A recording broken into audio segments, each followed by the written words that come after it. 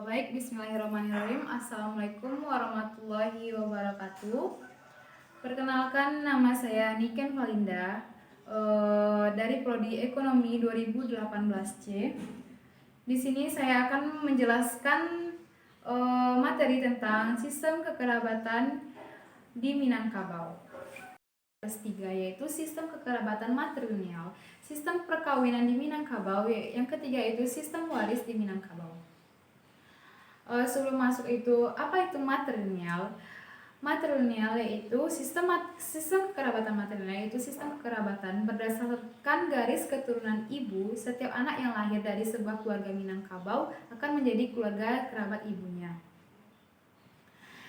Di dalam sistem matrilineal, perempuan diposisikan sebagai peringkat pemeliharaan penyimpanan, sebagaimana pepatah bilang, ambun puruk atau tempat penyimpanan. Selanjutnya, perempuan tidak memerlukan emansipasi lagi di sini. Mereka tidak perlukan memperjuangkan gender karena di sistem matrilineal telah menyediakan apa yang seharusnya diperlukan oleh perempuan. Selanjutnya, peran dan kedudukan laki-laki di Minangkabau. Peran kedudukan laki-laki di Minangkabau pada dasarnya itu sama. Dalam adat Minangkabau berada di posisi yang seimbang, mempunyai hak untuk mengatur segala yang ada di dalam perkauman, baik pengaturan pemakaian maupun pembagian harta pusaka.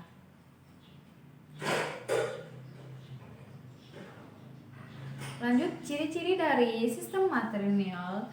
Ciri-cirinya yang pertama itu keturunan dihitung menurut garis ibu. Yang kedua itu suku terbentuk menurut garis ibu. Yang ketiga, tiap orang harus dikawinkan dengan orang yang luar sukunya. Jadi di sini tidak boleh menikah satu suku.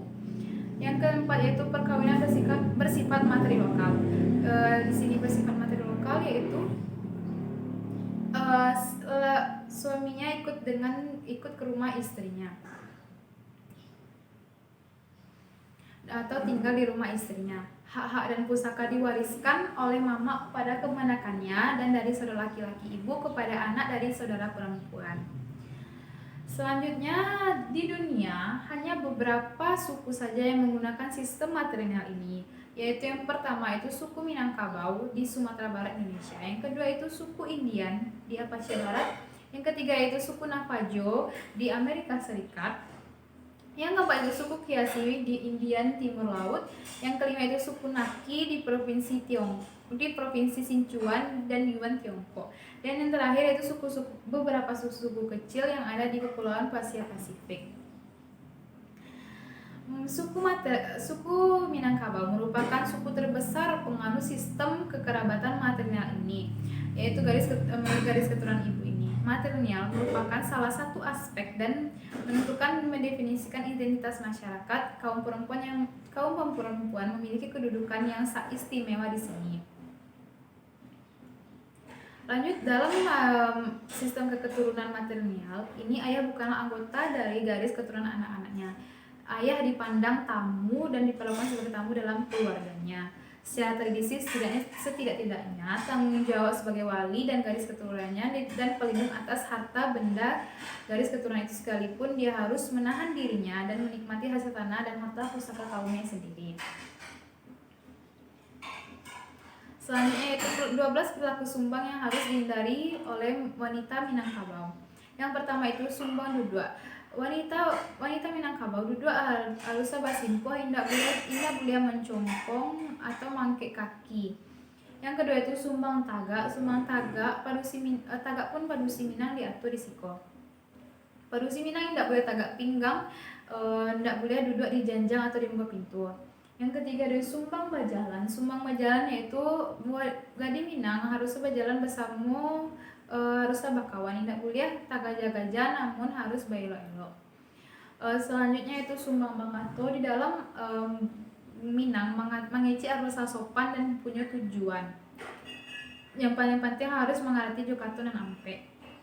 Selanjutnya sumbang mancaliak di siko. Padusi tidak boleh berpandangan jo laki-laki nan bukan muhrimnya di dalam Minangkabau. Selanjutnya sumbang makan. Makan pun diatur dalam adat Minang. Ketika makan ambil secukupnya saja. Yang terakhir, yang selanjutnya itu sumbang berpakaian. Sumbang berpakaian di Gadi Minang, dalam berpakaian tidak boleh memakai pakaian yang terlalu tipis, bajunan ketat, apalagi mencetak badan, itu tidak budaya. Selanjutnya sumbang karajo dalam Gadi Minang. Karajo produksi Minang haruslah karajo yang mempunyai karajo yang ringan, tidak boleh karajo bare. Yang selanjutnya itu sumbang tanyo. Sumbang tanyo dalam Minang ialah orang mengecek, selesai orang mengecek dulu barulah awak bertanyo. Indak boleh memotong kecek orang dan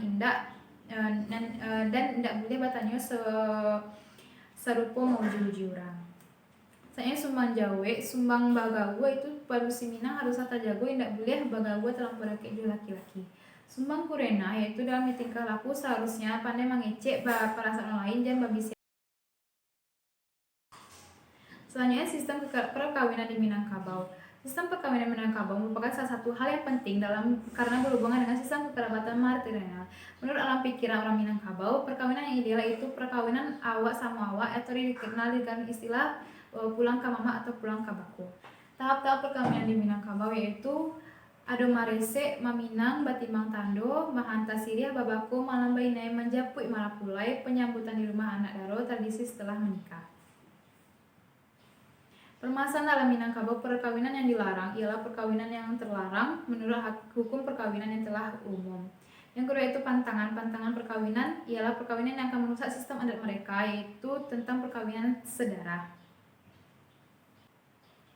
Sistem waris di Minangkabau. Sistem waris di Minangkabau menjawab ahli waris adalah keturunan dari ibu, sebab Minangkabau berbentuk matriarkat, sehingga anak dari waris ibu yang menjadi ahli waris yang dinamakan kemenakan.